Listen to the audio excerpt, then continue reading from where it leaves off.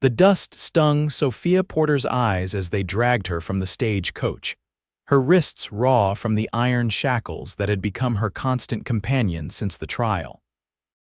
It was May 1876, and the unforgiving Wyoming Territory sun beat down on her dirt-streaked face as she took in the grim sight before her, the Copper Canyon mine, where she would pay for her father's crimes with her own freedom. "Move along," barked the marshal, shoving her toward the mine office, a weathered wooden structure that seemed to lean precariously against the mountain face. At 22, Sophia had never imagined she would end up here. Just months ago, she had been teaching at the schoolhouse in Medicine Bow, her future bright with promise. Now, all that remained was the 5-year labor contract clutched in the marshal's hand, her sentence for her father's embezzlement from the Territorial Bank. "Fresh meat for the mines, Mr. Hollister," the marshal announced, pushing Sophia forward into the dim office. "Judge Thompson says she's to work off her father's debt. 5 years should cover the stolen funds." The mine supervisor, a paunchy man with yellowed teeth and whiskey on his breath, circled Sophia like a vulture. "A woman in the mines, what am I supposed to do with her? Sort or clean, cook, don't matter to me. Contract says 5 years of labor, however you see fit to use it." The marshal tossed the papers onto the desk. "She's your problem now." Sophia straightened her spine, though her voice trembled. "My father is innocent, he never stole that money." Hollister laughed, the sound grating like metal on stone. "Sweetheart, guilty or innocent don't matter out here. All that matters is this paper says you're mine for the next 5 years. The marshal tipped his hat and left without a backward glance. Sophia's last connection to her former life vanished with the closing door. "Please," she whispered, "there's been a mistake." Hollister's eyes raked over her, calculating. "No mistake, but you're too pretty for the mines. You'll work in the cookhouse, and if you're smart, you'll make yourself useful in other ways too." His meaning was clear, and Sophia felt bile rise in her throat. 5 years of this. 5 years of defending herself against men like Hollister. 5 years away from everything she loved. "Get her settled in the women's quarters," Hollister barked to a nearby worker. "She starts tomorrow at dawn." As they led her away, Sophia caught her first glimpse of the miners emerging from the tunnel's gaunt faces streaked with coal and copper dust, bodies bent from hours of backbreaking labor. This was her future now, a future she hadn't chosen, paying for a crime her father hadn't committed. The women's quarters turned out to be little more than a shack behind the cookhouse, housing 3 other women who barely acknowledged her arrival. That night, Sophia curled onto a straw-filled mattress, her father's last words echoing in her mind. "I'll find a way to make this right, Sophia. Stay strong until I do." But her father was locked away in Laramie Territorial Prison, and Sophia was alone in Copper Canyon, her life no longer her own. Dawn broke harshly over the mining camp, revealing its true squalor in the unforgiving light. Sophia was awakened by a rough shaking. "Up, new girl. Fires need stoking and breakfast needs cooking for 100 hungry men." The older woman who'd roused her was called Martha, and she became Sophia's reluctant guide to survival. The cookhouse was sweltering even in the early morning hours, the work grueling. By midday, Sophia's hands were blistered from the hot pots and her dress soaked with sweat. "Keep your head down and your mouth shut," Martha advised as they scrubbed pots. "Men like Hollister look for any excuse to add time to your contract or move you to other duties." "How long have you been here?" Sophia asked. 3 years into a 7-year sentence. Husband robbed a stagecoach, got himself killed in the attempt, and I got his sentence." Sophia wiped her brow with her sleeve. "That's not justice." Martha laughed bitterly. "Justice doesn't exist west of the Mississippi, girl. Sooner you learn that, sooner you'll survive." The days blurred together in an endless cycle of drudgery. Sophia learned to wake before the morning bell, to avoid Hollister's wandering hands, to ignore the miners' crude comments. At night, she collapsed onto her mattress, too exhausted even for tears. 2 weeks into her sentence, The routine was shattered by the arrival of a cattle drive passing through the canyon. The cookhouse was ordered to prepare extra meals, and Sophia found herself serving plates to dusty cowboys who eyed her with curiosity. "Ain't often you see a lady like you in a place like this," one remarked, his eyes kinder than most she'd encountered. Before she could respond, Hollister appeared at her side. "Miss Porter isn't here for conversation. Move along with your plate." Later that evening, as Sophia was cleaning the last of the dishes, Hollister cornered her against the wash basin. "You've been here long enough to know how things work," he said, his breath hot against her neck. "I can make your time here easier or much, much harder." Sophia gripped a kitchen knife behind her back. "I prefer to serve my sentence as contracted, Mr. Hollister," his face darkened. "Then perhaps the mines would suit you better after all. See how proud you are after a week underground." The threat hung in the air as a commotion erupted outside shouts and the sound of approaching horses. Hollister cursed and stalked out, leaving Sophia trembling. Martha appeared from the pantry. "Get yourself together, girl. Whatever's happening out there, it's better than what was about to happen in here." Sophia followed Martha to the cookhouse door. In the yard, a group of riders had arrived, their horses stirring up clouds of dust in the fading light. At their head was a tall man with broad shoulders, his face shadowed by a wide-brimmed hat. "That's Quentin Jameson," Martha whispered. "Owns the Triple J Ranch south of here. What's he doing at Copper Canyon?" The name meant nothing to Sophia, but the authority with which the man dismounted and approached Hollister suggested importance. Their conversation was just out of earshot, but Hollister's face grew increasingly sour as it progressed. "Go finish the dishes," Martha urged. "This ain't our business." But something kept Sophia rooted to the spot, watching as the Cowboy Jameson gestured toward the mine office. Hollister reluctantly led him inside, and the yard returned to its usual evening activities. "Who is he?" Sophia asked. "One of the biggest cattle ranchers in the territory." "Fair man from what I hear. Pays his hands well and on time, which is more than most can say." Martha tugged at her sleeve. "Come on now, before we're missed." That night, Sophia dreamed of open skies and freedom, only to be awakened before dawn for another day of drudgery. But as she emerged from the women's quarters, she was met by one of Hollister's men. "You're wanted in the office. Now." Fear clutched at her throat as she followed him across the yard. Had Hollister decided to make good on his threat? Was she being sent into the mines? The office was dim, lit only by a single oil lamp. Hollister sat behind his desk, his expression unreadable, and there, standing by the window, was the cowboy from the previous evening. "Miss Porter," Hollister said, his voice tight. "This is Quentin Jameson. He has a proposition that concerns you."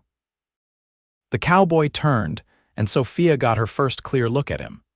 He was younger than she'd expected, perhaps 30, with keen blue eyes and a strong jawline softened by a neatly trimmed beard.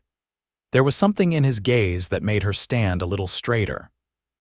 "Miss Porter," he said, his voice deep but gentle, "I understand you're serving a sentence for your father's crimes." Sophia lifted her chin. "My father is innocent, Mr. Jameson." A slight smile touched his lips. "I believe you. More importantly, I've come to offer you an alternative to your current situation." Hollister cleared his throat. "Mr. Jameson has purchased your contract from the mine." The words hung in the air, their meaning slowly penetrating Sophia's exhaustion. Purchased her contract. She looked from Hollister to Jameson, uncertainty replacing fear. "Why would you do that?" she asked. Jameson crossed to the desk and picked up a rolled document, her contract. "My ranch is in need of a schoolteacher. The previous one left to get married last month. When I heard there was an experienced teacher serving time at Copper Canyon, I made inquiries." "You want me to teach? At your ranch?" The possibility of escaping the mine was so sudden, so unexpected, that Sophia hardly dared believe it. "The contract remains in effect," Hollister interjected sourly. "You'll still be serving your sentence, just under Mr. Jameson's supervision instead of mine." Jameson's eyes never left Sophia's face. The choice is yours, Miss Porter. You can remain here or come to Triple J Ranch. Either way, this contract," he held up the document, "will determine your next 5 years. It was hardly a choice at all." "When do we leave?" A genuine smile broke across Jameson's face, transforming it completely. "As soon as you're ready." "She's got nothing to pack," Hollister said dismissively. "Take her and go." Sophia thought of Martha and the other women still trapped in this place. "The others, one contract is all I came for today, Miss Porter," Jameson said quietly. "I'm sorry." With a nod of understanding, Sophia followed him out into the morning light. A beautiful chestnut mare waited alongside Jameson's own horse. "Can you ride?" he asked. "Yes," she answered, though it had been years since she'd been on horseback. He helped her mount, his hands strong and steady at her waist. As they rode away from Copper Canyon, Sophia didn't look back, afraid that if she did, she'd find it had all been a dream. They rode in silence for the first hour, the rising sun warming their backs. Finally, Sophia found her voice. "Why did you really buy my contract, Mr. Jameson?" He glanced at her, those blue eyes assessing. "My ranch hand's children need schooling. It's as simple as that. There must be teachers who don't come with a criminal sentence attached. Not in this part of Wyoming." He adjusted his hat against the sun. "And I heard about your case. Your father was the banker in Medicine Bow, wasn't he?" "Yes, Thomas Porter, I knew him, did business with him for years, never struck me as a thief." Hope fluttered in Sophia's chest. "He isn't." "The money was taken by the assistant manager, Frederick Wells. But he disappeared the day before the theft was discovered, and all evidence pointed to my father. And they sentenced you alongside him. The bank's money was gone. Someone had to pay the debt. The injustice of it still burned. I was given a choice: 5 years labor or watching my father serve 15 years instead of 10. Jameson's jaw tightened. That's not how justice is supposed to work. As I've learned, justice is a luxury not everyone can afford. They rode on, the landscape gradually changing from rocky canyon to rolling prairie. By midday, they stopped at a creek to rest the horses and eat the provisions Jameson had packed. "We'll reach Triple J by nightfall," he said, offering her jerky and biscuits. "It's not much farther now." Sophia accepted the food gratefully, realizing how hungry she was. 2 weeks of cookhouse scraps had left her perpetually famished. "Your contract," Jameson said suddenly, reaching into his saddlebag. He pulled out the rolled document and held it out to her. Hesitantly, Sophia took it, her fingers tracing the official seal. "What do you expect of me, Mr. Jameson? I should understand my duties." Instead of answering, he said, "Open it." Confused, she unrolled the contract and gasped. Across the front page in bold strokes of ink was written a single word, "void," and below it Quentin Jameson's signature. "I don't understand," she whispered. Jameson took a drink from his canteen before responding. "That contract was a travesty of justice. I may have purchased it, but I have no intention of enforcing it. You're setting me free. I'm offering you a job, Miss Porter, a real job with fair wages and decent treatment, not servitude." His eyes held her steadily. "You're free to accept or decline or to go wherever else you choose." Sophia stared at the voided contract, emotions warring within her. Freedom unexpected and unlooked for was suddenly within her grasp. But freedom to do what? To go where my father is still serving his sentence, Jameson finished gently. But perhaps with time and resources, evidence might be found to clear his name. "Why would you help me? You don't know me." Jameson was quiet for a moment, his gaze drifting to the distant mountains. "I know what it's like to be judged for another's actions. To carry a burden that isn't rightfully yours." He looked back at her. "Besides, my ranch children really do need a teacher." Sophia considered her options. She could return to Medicine Bow, but what awaited her there? Suspicion and closed doors.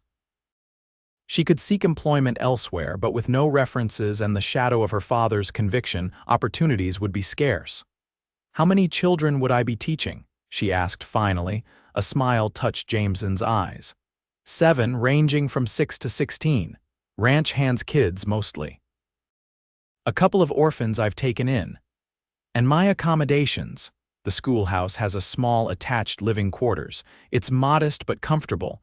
You take your meals at the main house if you like, or I can arrange for supplies to be delivered if you prefer to cook for yourself. And my wages. $20 a month plus room and board, more than fair for a teacher in these parts. It was generous, especially considering her circumstances. Sophia rolled the contract carefully and handed it back to him. "Tear it up," she said. Jameson raised an eyebrow. "Pardon." "If I'm truly free, then that contract shouldn't exist at all, voided or otherwise. Tear it up and I'll accept your offer." A slow smile spread across his face. Without breaking eye contact, he tore the contract in 2, then 4, then 8 pieces, letting them scatter in the prairie breeze. "Welcome to Triple J Ranch, Miss Porter." As the last fragments of her bondage disappeared, Sophia felt something new take root within her, not just freedom, but possibility. The Triple J Ranch sprawled across a verdant valley, the main house and outbuildings nestled against a backdrop of pine-covered hills. As they crested the final ridge, Sophia caught her breath at the sight. After the grim confines of the mining camp, the ranch seemed like a painting come to life, golden lights spilling across well-maintained fences and fields, cattle grazing peacefully in the distance. "It's beautiful," she murmured. "Been in my family for 20 years, Quentin said, pride evident in his voice. "My father started with just 50 acres and a dozen head of cattle. Now we run over 2,000 head on 10,000 acres. They rode down into the valley as the sun began to set, casting long shadows across the grass. Workers called out greetings as they passed, and Quentin responded to each by name. Sophia noted the genuine respect in their exchanges, so different from the fearful deference shown to Hollister. At the main house, a substantial 2-story structure built of squared logs and river stone, a middle-aged woman emerged onto the porch. "You're late, Quinn," she called. "Supper's been waiting near an hour." "Sorry, Esther," he responded easily. "Had an important errand to attend to." He dismounted and moved to help Sophia from her horse. "I see that," Esther replied, her sharp eyes taking in Sophia's dusty, cookhouse-stained dress. "This the new schoolteacher, then? Miss Sophia Porter, meet Esther Camden, the backbone of Triple J. Without her, we'd all starve and the house would collapse around our ears." Esther snorted at the introduction but extended her hand to Sophia. "Welcome, Miss Porter. You look dead on your feet. Come inside and get some hot food before you fall over." The housekeeper's blunt manner was somehow comforting after weeks of veiled threats and false pleasantries. Sophia followed her into a spacious kitchen where a pot of stew simmered on the stove. "Sit," Esther commanded, gesturing to the table. "You too, Quinn. I'll fetch you both some supper, and then Miss Porter can tell me what she'll be needing for her quarters." As bowls of fragrant stew were placed before them, Sophia realized how surreal the day had been. This morning she had awakened a prisoner. Tonight she sat at a kitchen table as a free woman with honest employment. "You're quiet," Quentin observed, breaking a piece of bread. "I'm adjusting," she admitted. "This morning feels like another lifetime." He nodded, understanding. "The schoolhouse isn't ready tonight, needs a good cleaning and fresh linens. You're welcome to stay in the guest room here until tomorrow." "That's very kind, but I don't want to impose." "Nonsense," Esther interrupted, placing a cup of coffee beside Sophia's bowl. "The guest room's made up and waiting. After supper, I'll find you some proper clothes. Can't have you meeting your students looking like you've been dragged through a coal chute." Sophia glanced down at her filthy dress and couldn't help but laugh, a rusty sound she barely recognized as her own. "Thank you, Mrs. Camden. Esther will do. No need for formalities here." After the simple but hearty meal, Esther showed Sophia to a clean, comfortable bedroom and provided nightclothes and a copper tub of hot water. Left alone, Sophia sank into the bath, watching as the water turned gray with the grime of Copper Canyon. With each pass of the cloth over her skin, she felt herself shedding the past weeks, emerging clean and new. Later, Wrapped in a borrowed nightgown and robe, she stood at the window gazing out at the starlit ranch. Freedom had come so unexpectedly that she hardly knew what to do with it. Thoughts of her father in his prison cell tempered her relief. Somehow, she would find a way to help him too. A knock at the door roused her from her thoughts. She opened it to find Quentin, now in clean clothes himself, his hair damp from his own bath. "I wanted to check that you had everything you need," he said. "More than enough, thank you."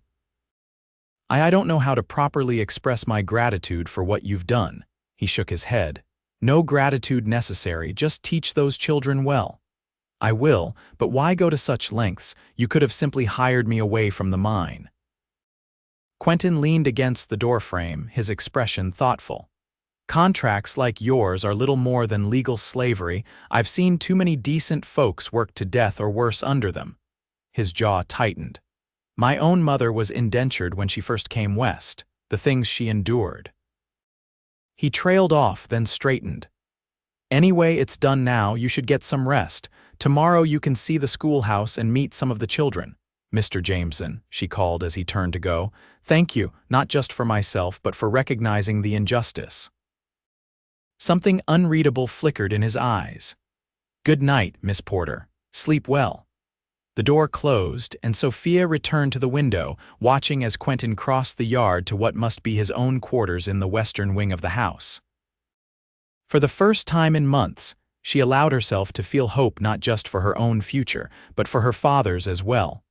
Morning brought sunlight streaming through curtains Sophia had forgotten to close, and for a moment, disorientation seized her. The soft bed and clean sheets were so far removed from her pallet at Copper Canyon that she wondered if she'd dreamed the entire previous day. A knock at the door dispelled that notion. "Miss Porter," Esther called, "breakfast is on the table whenever you're ready."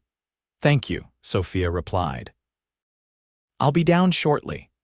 On the bed, she found clothes that hadn't been there the night before: a simple but well-made blue dress, fresh undergarments, and sturdy boots. Everything fit reasonably well, if a bit loose on her frame that had grown thin during her time at the mines. Downstairs, the kitchen was alive with activity.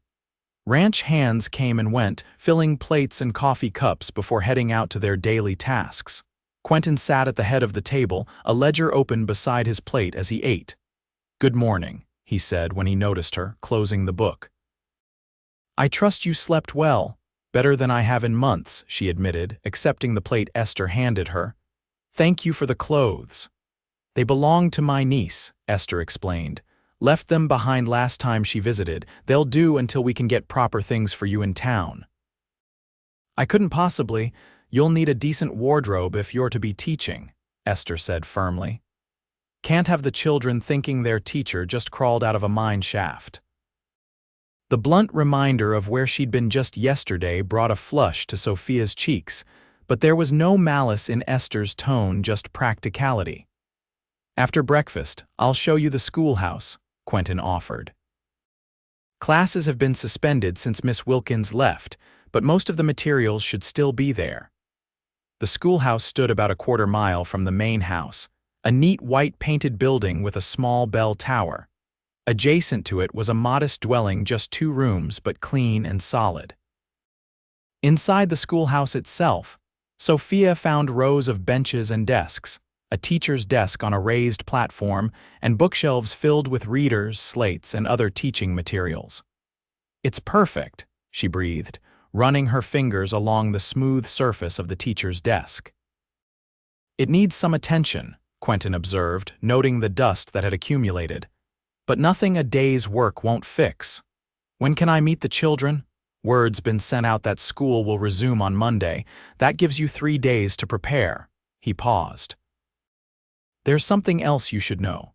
2 of the children, the Evans siblings, live with me at the main house. Their parents were killed in a flash flood last spring." Sophia's heart constricted. "How old are they?" "Samuel is 10, Emily just turned 7. They're good kids, but they've had a hard time adjusting, Samuel especially." "I understand loss," Sophia said softly. "I'll do what I can to help them." Quentin nodded, gratitude in his eyes. I'd appreciate that. Now I've got ranch business to attend to. Will you be all right here alone? More than all right. I have a classroom to prepare. After he left, Sophia stood in the center of the schoolhouse, taking in every detail. The freedom to teach again to shape young minds and hearts filled her with a sense of purpose she'd feared lost forever. With renewed energy, she rolled up her sleeves and set to work. The days passed in a flurry of activity. Sophia cleaned the schoolhouse from top to bottom, organized books and supplies, and prepared lessons for students of varying ages and abilities. Esther helped her settle into the small teachers' quarters, providing linens, dishes, and other necessities. On Sunday evening, Sophia was invited to dinner at the main house to meet Samuel and Emily Evans before their first day of school. The children were quiet, watching her with wary eyes as Quentin introduced them. "Miss Porter will be your new teacher," he explained gently, "starting tomorrow at the schoolhouse." Emily, a small girl with honey-brown braids, looked up at Sophia. "Did Miss Wilkins send you to take her place?" "No, sweetheart," Sophia answered, kneeling to the child's level. "But I hope I can be a good teacher for you, just as she was."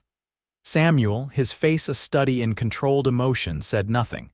"Samuel is excellent at mathematics," Quentin offered, resting a hand on the boy's shoulder. "And Emily has just started reading independently." "That's wonderful," Sophia smiled. "I look forward to seeing what you both can do." During dinner, Sophia made a point to engage the children in conversation, asking about their interests and what they'd been learning before their previous teacher left. Emily gradually warmed to her, but Samuel remained reserved, answering only when directly addressed. After the meal, as Esther served coffee and the children were excused, Quentin walked Sophia to the porch. "They'll come around," he assured her. "It's been difficult for them, losing their parents and then having Miss Wilkins leave so suddenly." "Of course," Sophia nodded. "Children need stability. I'll do my best to provide that." In the twilight, with the ranch settling into evening quiet, Sophia found herself studying Quentin's profile. There was a gentleness to him that belied his imposing stature, a thoughtfulness in how he spoke of the orphan children, how he treated his workers, how he'd rescued her without expectation of gratitude or service. "Why aren't you married, Mr. Jameson?" The question escaped before she could consider its propriety. He looked startled, then amused. "That's rather direct, Miss Porter. I'm sorry, I shouldn't have. No, it's a fair question." He leaned against the porch railing, his gaze drifting to the distant mountains. "The simple answer is that ranching consumes most of my time. The more honest answer is that I haven't found someone willing to share this life who I'd want to share it with." "It seems a good life to me," Sophia observed, looking out over the peaceful valley. "It has its hardships. Droughts, blizzards, cattle thieves, not to mention the isolation." He glanced at her. "What about you? No suitors in Medicine Bow?" "There were," she admitted, "but none that saw beyond the banker's daughter to the person I am." She twisted her hands in her skirt. "And then, after my father's arrest, they disappeared rather quickly." "Their loss," Quentin said simply. A comfortable silence fell between them, broken only by the distant lowing of cattle and the chirp of crickets. In that moment, Sophia felt the first stirrings of something beyond gratitude toward this man, something that both alarmed and intrigued her. "I should return to the schoolhouse," she said finally. "Tomorrow will be a full day." Quentin straightened. "I'll walk you back." "There's no need, I insist. These hills have mountain lions, Miss Porter, not to mention the occasional snake." The walk was brief but pleasant, the night air cool and fragrant with sage. At the door to her quarters, Sophia turned to thank him. "I'm grateful for all you've done, Mr. Jameson." "Not just for me, but for those children as well, Quinn," he said. "My friends call me Quinn." "Quinn," she repeated softly. "Then you must call me Sophia." Their eyes held for a moment longer than necessary, and Sophia felt a warmth that had nothing to do with the evening temperature. "Good night, Sophia," he said finally, his voice lower than before. "Good night, Quinn." As she prepared for bed that night, Sophia reminded herself of her priorities. she had a classroom of children to teach and a father to exonerate. Developing feelings for her employer, her rescuer, was a complication she couldn't afford. Yet as she drifted to sleep, it was Quentin Jameson's blue eyes that followed her into dreams. The first day of school dawned bright and clear. Sophia arrived early, arranging books and writing the day's lessons on the blackboard. Her heart fluttered with nervous excitement as she smoothed her borrowed dress and checked her hastily pinned hair in the small mirror by the door. Just before 9 o'clock, children began arriving, first Samuel and Emily, escorted by Quinn, then others on foot or horseback. By the time Sophia rang the bell, 7 students of varying ages were seated at the desks, eyeing her with expressions ranging from curiosity to indifference. "Good morning," she began, standing before them with what she hoped was a confident smile. "I'm Miss Porter, and I'm very pleased to be your new teacher." The morning proceeded better than she'd dared hope.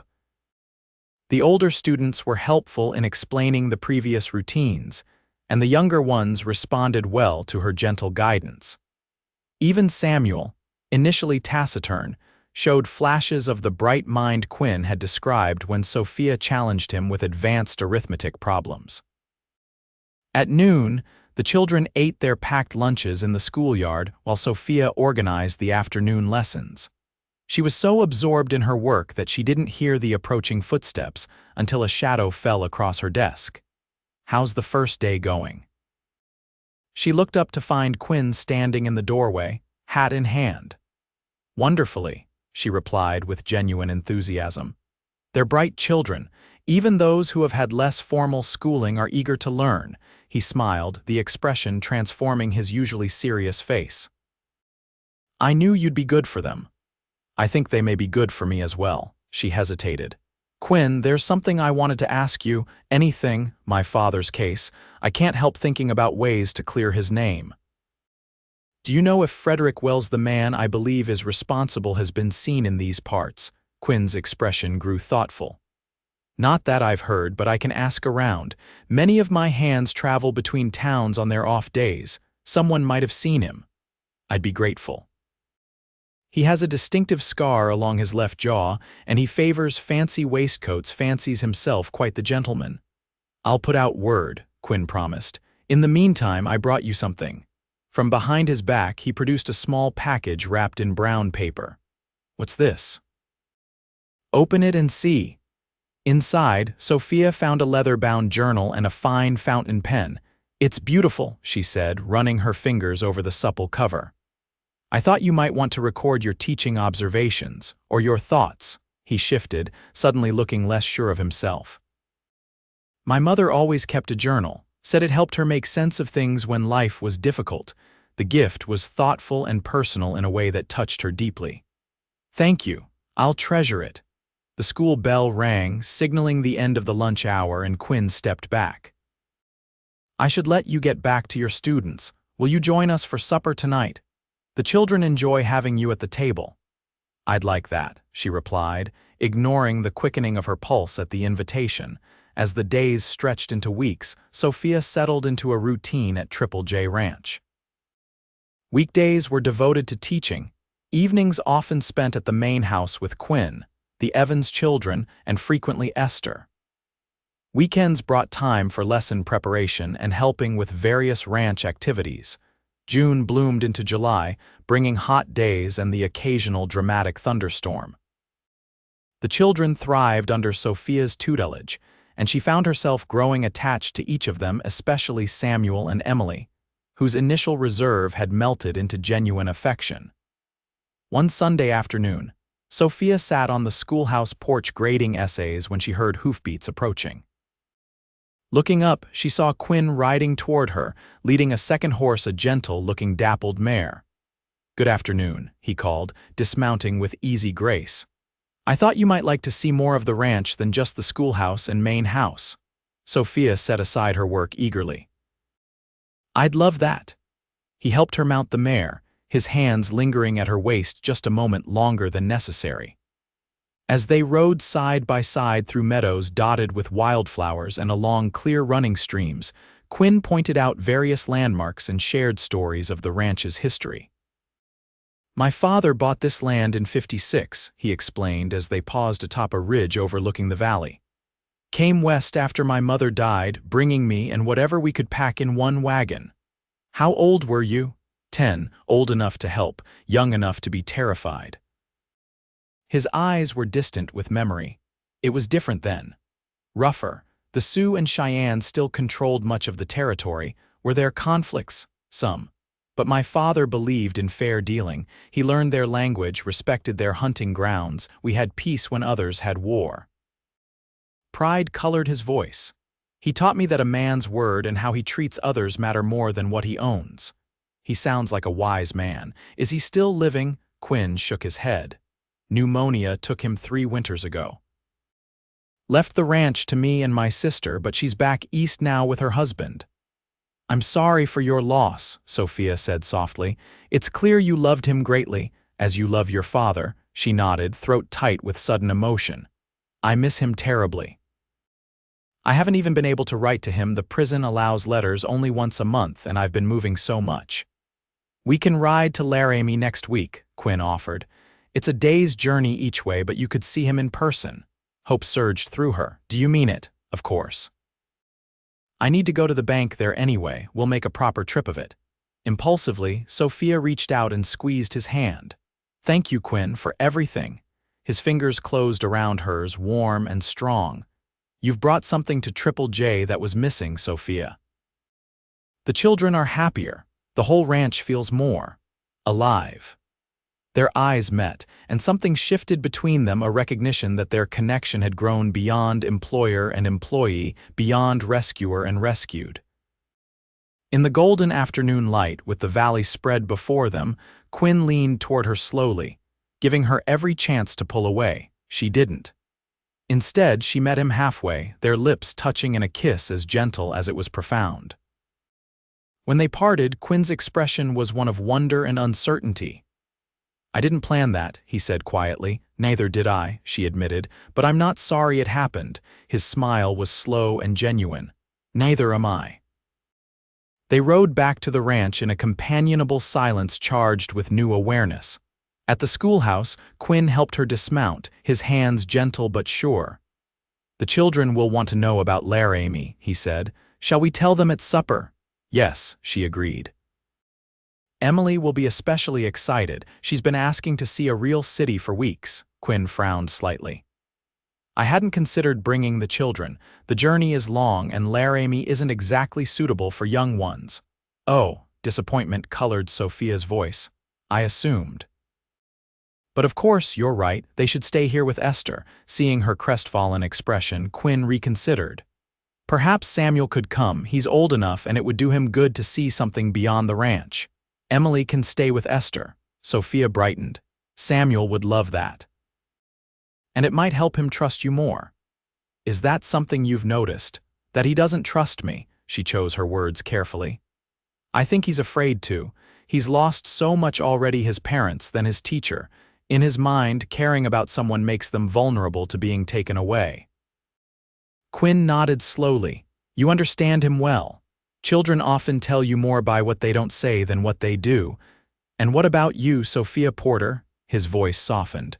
What aren't you saying? The question caught her off guard, and she felt heat rise to her cheeks. I'm not sure what you mean. I think you do. He stepped closer, his eyes intent on hers. There's something between us. Something that started the moment I saw you at that mine. I've tried to be patient, to give you time and space, but after today. Quinn, she interrupted, heart racing. My life is still unsettled. My father is in prison. I have no home, no possessions, nothing to offer. I'm not asking for anything you have. I'm asking about what you feel. The directness of his question left no room for evasion. Sophia took a deep breath, knowing that her answer would change everything between them. I feel more than gratitude, she admitted. More than I should, perhaps, given our circumstances, and if circumstances were different. If my father were free, if I weren't dependent on your kindness for my livelihood, she met his gaze steadily. Then I would say that I'm falling in love with you, Quentin Jameson. The words hung between them, honest and vulnerable. Quinn reached out, his fingertips tracing the line of her cheek with exquisite tenderness. "Your father's situation doesn't change how I feel about you," he said softly. "And you've earned your place here with your own talent and hard work, but I understand your hesitation." He stepped back, giving her space. "We have time, Sophia. Nothing needs to be decided today." Relief and a strange disappointment mingled within her. "Thank you for understanding. I'll see you at supper," he said, mounting his horse, "and we'll speak with Samuel about the Laramie trip." As Quinn rode away, Sophia touched her lips, still feeling the impression of his kiss. She had told him the truth, she was falling in love with him. But until her father was exonerated, until she was truly free of the past, she couldn't fully embrace a future with Quinn or anyone else. The journey to Laramie took place the following week, Quinn driving a well-sprung buggy with Sophia and Samuel as his passengers. The boy was initially quiet, but as the landscape changed around them, his natural curiosity emerged. "Have you been to Laramie before, Miss Porter?" he asked as they stopped to rest the horses at midday. "Yes, several times. My father took me there for supplies we couldn't get in Medicine Bow." The memory was bittersweet. "Is it bigger than Medicine Bow?" "Much bigger. It has a proper hotel and restaurants, and the territorial prison is there." Samuel's eyes widened. "A prison with real outlaws," Quinn interjected gently. "That's where Miss Porter's father is being held, Samuel. We're going to visit him." The boy looked at Sophia with new understanding. "Is your pa an outlaw, Miss Porter?" "No," she answered firmly. "He's innocent of the crime he was accused of. Someday we hope to prove that." "My pa wasn't an outlaw neither," Samuel said suddenly. "He was just trying to save our cattle when the flood came." The simple statement, delivered with a child's directness, brought tears to Sophia's eyes. "I know, Samuel. He was very brave."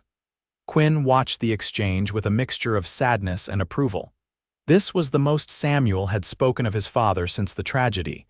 They reached Laramie by evening, checking into a respectable hotel near the center of town. Quinn secured 2 adjoining rooms, one for Sophia and one for himself and Samuel. After a simple dinner at the hotel restaurant, Quinn outlined the plan for the following day. "Visiting hours at the prison begin at 10 o'clock.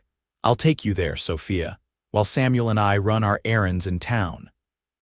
We'll meet you afterward for lunch." Anticipation and anxiety kept Sophia awake long into the night. How would her father look after months in prison? Would he be angry that she hadn't written? Would he approve of her new position and her growing feelings for Quinn? Morning brought clear skies and fresh resolve. Dressed in her best borrowed dress, Sophia rode with Quinn and Samuel to the imposing stone building that housed the Laramie Territorial Prison. "We'll be at the Mercantile when you're finished," Quinn told her, squeezing her hand reassuringly. "Take as much time as you need." The prison was cold and forbidding, the procedures for visitors rigidly enforced. Sophia surrendered her reticule for inspection and was escorted to a small room divided by a heavy wire mesh. Minutes later, her father appeared on the other side. Thomas Porter had aged years in just months, his once robust frame now gaunt, his hair more gray than brown. But his eyes lit up at the sight of his daughter, and he pressed his hand against the mesh as if trying to reach across the divide. "Sophia," he breathed. "My dear girl. They told me you were at Copper Canyon. How are you here?" Through tears, Sophia explained everything: Hollister's cruelty, Quinn's unexpected intervention, her new life as a teacher at Triple J Ranch. Her father listened with growing wonder and concern. "This rancher Jameson, he simply bought your contract and tore it up. For no reason. He needed a teacher," Sophia said. "But yes, he freed me with no expectations beyond doing my job well." Thomas Porter's eyes narrowed. "And has he been a proper gentleman toward you?" "Absolutely," Sophia assured him, feeling a blush rise to her cheeks as she remembered their kiss. "He's been nothing but respectful and kind." Her father studied her face. "You care for him?" It wasn't a question, but Sophia nodded anyway. "I do, but that's not what matters now. We need to focus on proving your innocence." "Sophia," her father sighed, I've had months to think about this. Frederick Wells is long gone, probably to California or even South America by now. The evidence against me is circumstantial but compelling. You must prepare yourself for the possibility that I will serve my full sentence. No, she said firmly. I won't accept that.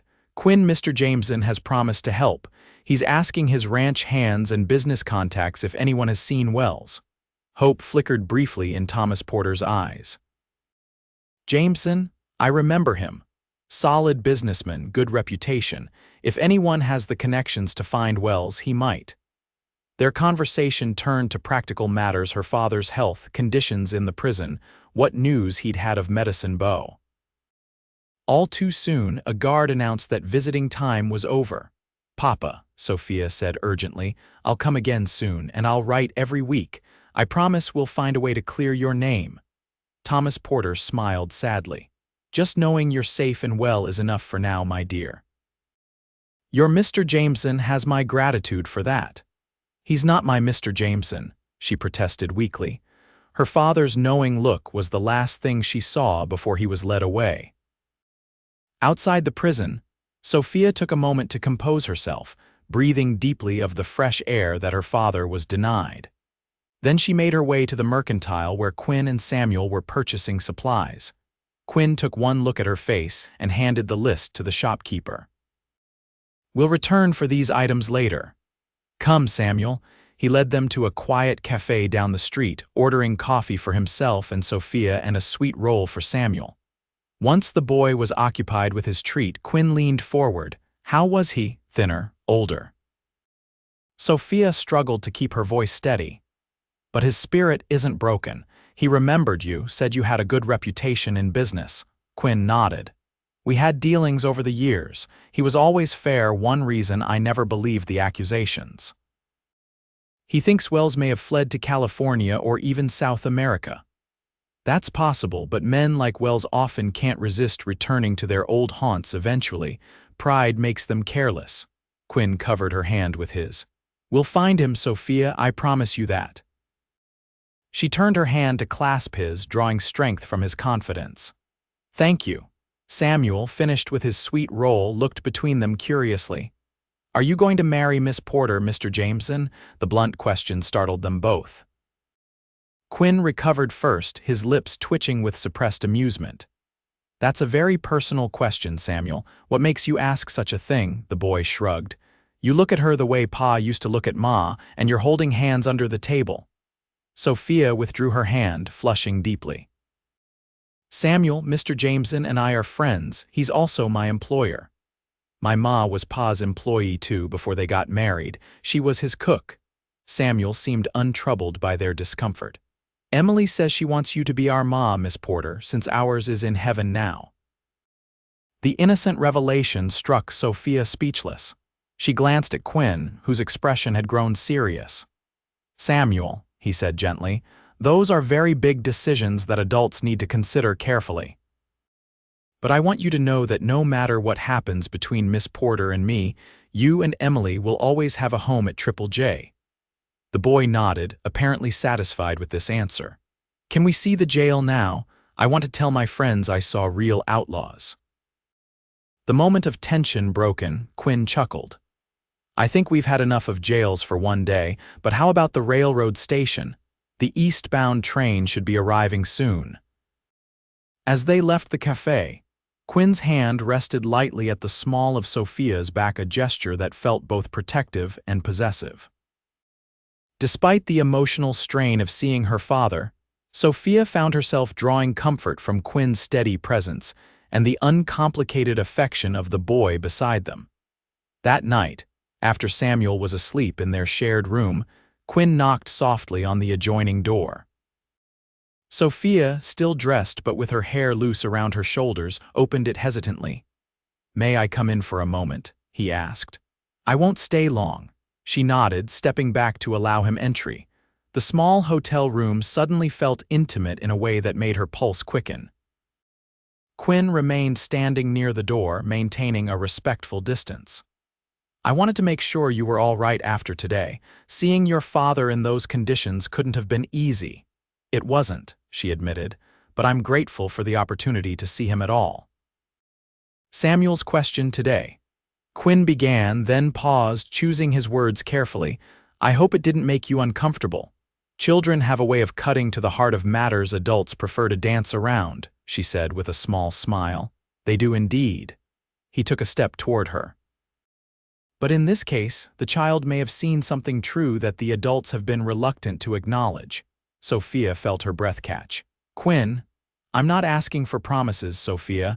I know your first priority is helping your father as it should be. Another step closer. But I want you to know that my feelings for you are real, and when you're ready, if you're ever ready, I would be honored to court you properly. The sincerity in his voice moved her deeply. I care for you too, she whispered. More than I expected to, more than might be wise. But until my father's name is cleared. I understand, he assured her, and I'll wait however long it takes. He raised her hand to his lips, pressing a gentle kiss to her knuckles.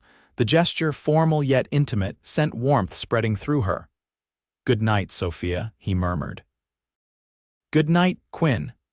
After he left, Sophia stood for a long moment, her hand still tingling from his kiss. Her heart was pulling her in one direction while her sense of duty pulled in another. Yet somehow, for the first time since her father's arrest, those two paths no longer seemed entirely opposed. The return journey to Triple J Ranch the following day was filled with Samuel's excited recounting of everything he'd seen in Laramie.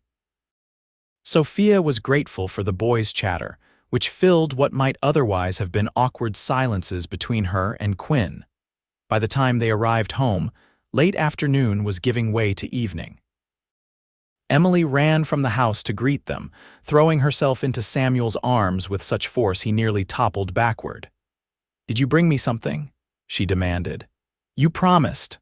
Samuel produced a small paper package from his pocket with the air of a magician revealing his greatest trick. Sugar candy, he announced proudly, all the way from Laramie. As the children hurried inside to share the treat, Esther emerged onto the porch, her shrewd gaze taking in Sophia's tired face. Come inside, both of you, she called. Supper's nearly ready and you look done in. The familiar routine of the ranch welcomed them back, a hot meal, the children's bedtime rituals, Quinn's evening meeting with his foreman to catch up on ranch business. Sophia retired early to her quarters at the schoolhouse, emotionally drained from the visit with her father and the unresolved tension between her and Quinn. Life resumed its rhythm in the days that followed. Sophia threw herself into her teaching with renewed dedication, determined that her personal feelings wouldn't affect her responsibilities to the children. Quinn respected her unspoken request for space, interacting with her warmly but formally when their paths crossed. August arrived with relentless heat, turning the valley golden and dry. One particularly scorching afternoon, as Sophia dismissed her students early, she noticed a rider approaching from the direction of Medicine Bow, not one of Quinn's men, but a stranger on a lathered horse. The visitor went directly to the main house, and Sophia thought little more of it until Quinn appeared at the schoolhouse door an hour later, his expression troubled. Sophia, he said without preamble, I've had news from Medicine Bow. Frederick Wells has been seen there. Her heart leaped. Are you certain? The description matches scar on his jaw, fancy dress, expensive tastes. He's using a different name, of course, but it's him. Quinn's eyes held hers intently. I'm riding to Medicine Bow tonight. If we can catch him, we may finally have proof of your father's innocence. I'm coming with you, Sophia said immediately. Quinn shook his head.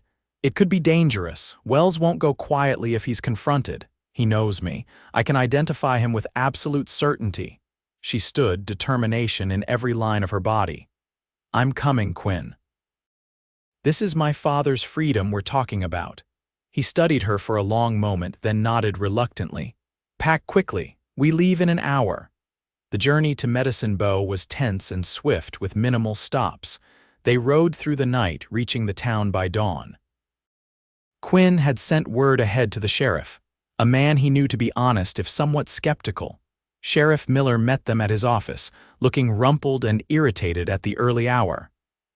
"This better be more than a wild goose chase, Jameson," he grumbled, pouring himself coffee from a pot on the stove. "Miss Porter can positively identify Wells," Quinn said. "All we're asking is that you detain him for questioning if he's still in town." Miller's eyes narrowed as he looked at Sophia. "Porter, any relation to Thomas Porter, the embezzler?" "My father," Sophia replied evenly, "who was wrongfully convicted." The sheriff snorted. "Madam, I've been in law enforcement for 20 years. Everyone in my jail is wrongfully convicted if you ask them." Quinn stepped forward, his voice low but firm. "Sheriff, all we're asking is that you do your job. If Wells is in town and Sophia can identify him, you question him. That's all." Miller considered this, then nodded grudgingly. "Fair enough. The man you describe has been staying at the Mountain View Hotel for the past week.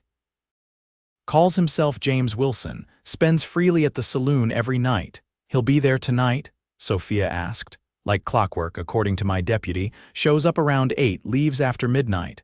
Quinn checked his pocket watch. "That gives us several hours to rest and prepare." "Is there somewhere safe Miss Porter can stay until then?" The sheriff scratched his beard. "My sister runs a boarding house on Pine Street. Respectable place, keeps to herself." "Thank you, Sheriff," Quinn said. "We'll meet you at the saloon at 8. After securing a room for Sophia at the boarding house and seeing to the horses, Quinn found a bathhouse where he could wash away the dust of travel. Refreshed and wearing clean clothes, he returned to collect Sophia for an early supper at the town's small restaurant. "Are you nervous?" he asked as they ate. "Terrified," she admitted. "What if he recognizes me and runs? What if the sheriff doesn't believe me? What if—" Quinn reached across the table, covering her hand with his. "One step at a time. First we confirm it's him, then we let the sheriff handle the rest." "And if the sheriff doesn't arrest him?" His expression hardened slightly. "Then we follow him to his next destination and try again with different authorities. I won't give up, Sophia." The conviction in his voice steadied her. "Neither will I." At precisely 8 o'clock, they positioned themselves at a table in the corner of the Silver Dollar Saloon, with a clear view of both entrances. Sheriff Miller sat at the bar, pretending to nurse a whiskey while watching the door. The saloon was crowded, filled with miners, cowboys, and the occasional businessman. Piano music competed with raucous laughter and the clink of glasses. Sophia, unused to such establishments, sat rigidly beside Quinn, her eyes constantly scanning the room. "Try to relax," Quinn murmured. "You're drawing attention." She forced her shoulders to loosen, taking a small sip of the lemonade Quinn had ordered for her. "Sorry, I've never been in a place like this before." "I gathered that," he said with a hint of a smile. "Just remember, we're only here to identify Wells." At 8:30, the batwing doors swung open and Sophia's breath caught in her throat. The man who entered wore an expensive suit, his dark hair pomaded and parted precisely. A gold watch chain gleamed across his waistcoat, and as he turned toward the bar, the lamplight caught the distinctive scar that ran along his left jaw. "That's him," she whispered, gripping Quinn's arm. "That's Frederick Wells." Quinn signaled to the sheriff, who straightened and casually made his way toward them. "You're certain?" Miller asked in a low voice. "Absolutely," Sophia confirmed. "I worked with him at my father's bank for over a year. That's Frederick Wells." The sheriff nodded, then moved deliberately toward the bar where Wells, now calling himself Wilson, was ordering a drink. "Evening, Mr. Wilson," Miller said casually. "Mind if I have a word with you outside?" Wells glanced at him, annoyed but not yet alarmed. "Whatever it is can wait until I've had my drink, Sheriff." "I'm afraid it can't." Miller's hand moved to rest on his holstered gun. "There are some questions about your identity that need clearing up." Wells's expression changed then, his eyes darting toward the door in calculation. In that moment, he caught sight of Sophia watching him from the corner table. Recognition and then panic flashed across his face. "You," he gasped. What happened next unfolded with frightening speed. Wells shoved the sheriff backward, pulled a concealed derringer from his waistcoat, and fired wildly toward Sophia. The bullet splintered the wood of the table as Quinn yanked her to the floor. Chaos erupted in the saloon, patrons diving for cover, women screaming, glasses shattering. Wells bolted for the back door, knocking aside anyone in his path. "Stay here," Quinn ordered, drawing his own revolver and pursuing Wells, the sheriff close behind. Sophia huddled beneath the table, heart pounding as shots rang out in the alley behind the saloon. Minutes stretched like hours until finally Quinn returned, holstering his weapon. "Are you hurt?" he demanded, helping her to her feet. "No," she managed, though her legs felt unsteady. "Wells," the sheriff winged him in the shoulder. "He's under arrest and confessing to everything: the embezzlement, framing your father, even bribing witnesses." Quinn's face broke into a smile. "It's over, Sophia. Your father will be freed." Relief washed over her in a dizzying wave, and she would have collapsed if Quinn hadn't caught her against his chest. Dimly, she was aware of his arms around her, of his heartbeat strong and steady beneath her cheek. "Thank you," she whispered. "Thank you for believing in me and my father." His arms tightened around her. "Let's get you out of here. You need rest." The next few days passed in a whirlwind of statements, telegrams, and legal proceedings. Wells, facing multiple charges and still nursing his wounded shoulder, signed a full confession implicating himself and exonerating Thomas Porter completely. A judge in Laramie reviewed the evidence and ordered the immediate release of Sophia's father. By the time they reached the territorial prison, Thomas Porter was already waiting at the gates, a free man at last. "Papa," Sophia cried, throwing herself into her father's arms. Thomas Porter held his daughter tightly, tears streaming unashamedly down his cheeks. "My dear girl. My brave, wonderful girl."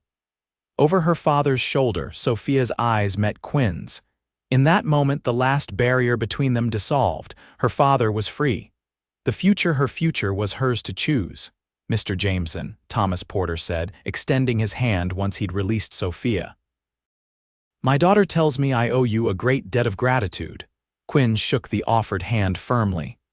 "No debt, Mr. Porter. Your daughter has more than repaid any help I might have given by her excellent teaching and her friendship." The hesitation before the last word was slight but noticeable, and Thomas Porter's eyebrows rose slightly. "I see," he said, glancing between them. "Well, I look forward to hearing more about this friendship on our journey back to Medicine Bow." Sophia cleared her throat. "Actually, Papa, I was hoping you might consider visiting Triple J Ranch first. The children will be worried about my absence, and I'd like them to meet you." Her father studied her face, understanding dawning in his eyes. "Of course, my dear. I'm eager to see this ranch I've heard so much about." The return to Triple J was a homecoming in more ways than one. Esther had prepared the guest room for Thomas Porter and baked his favorite apple pie, a detail Sophia had mentioned in her letter, announcing their success. The children clustered around the returned travelers, full of questions about the arrest and eager to meet Sophia's father. That evening, after the children were in bed and Esther had retired, the three adults sat on the porch, watching the stars emerge in the clear Wyoming sky. "Your ranch is impressive, Jameson," Thomas Porter said, puffing on a pipe Quinn had given him. "You've built something remarkable here." "Thank you, sir. It's been my life's work." Quinn's eyes found Sophia's in the gathering darkness. "Though lately I've come to realize there are more important things than land and cattle."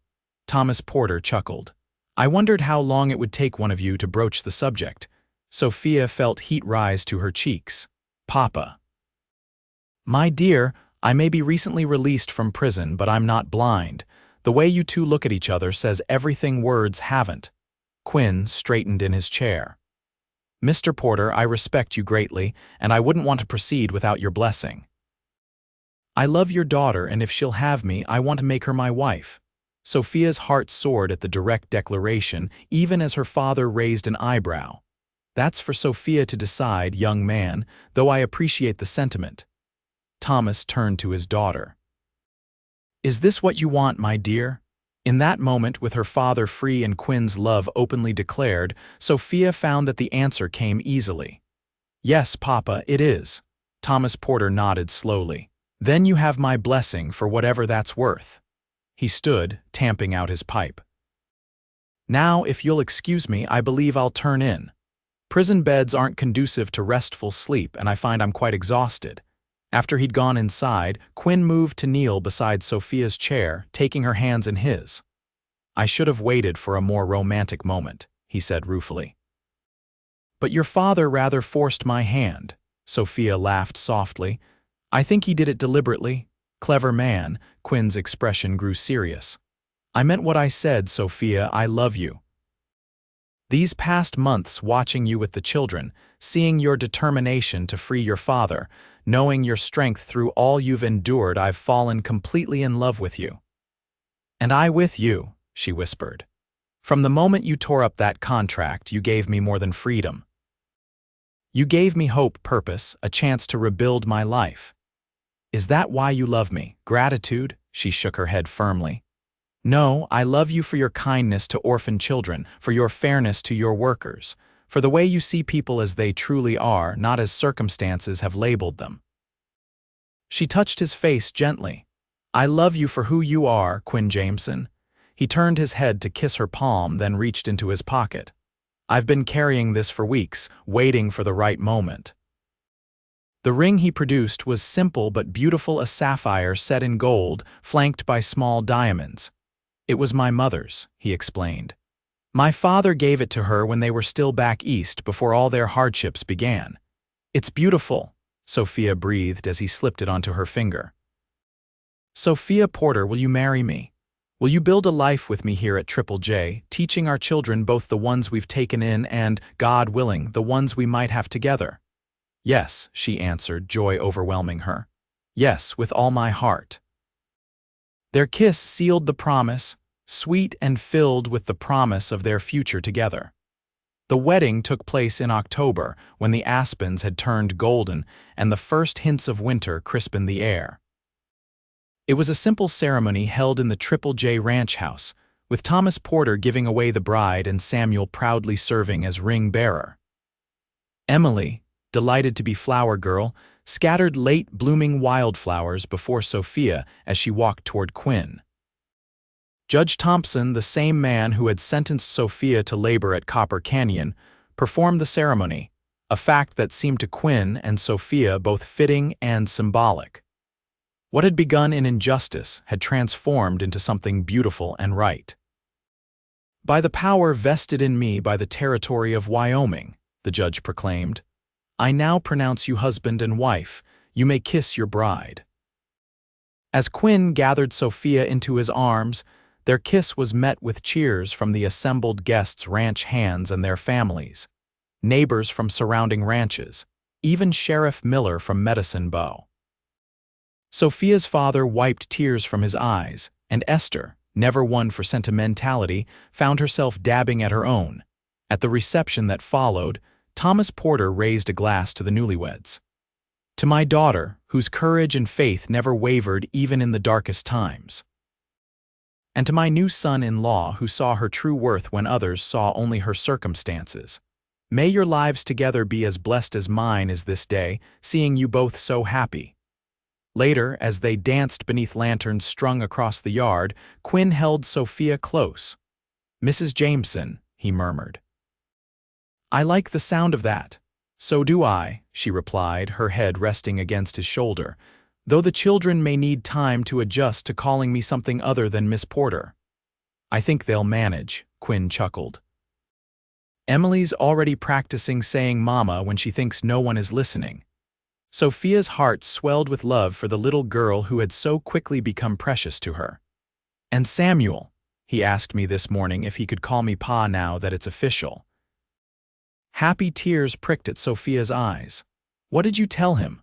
I said I'd be honored, but that his father would always be his first Pa and we would keep his memory alive. You're a good man, Quentin Jameson, she whispered, rising on tiptoe to kiss him. As twilight deepened into night, the guests gradually departed, and Thomas Porter took charge of putting the children to bed with Esther's help. Quinn led his new wife to the waiting buggy, decorated with ribbons and wildflowers by the ranch hands. Where are we going? Sophia asked as he helped her into the seat. "Not far," he assured her. "Just a surprise I've been working on."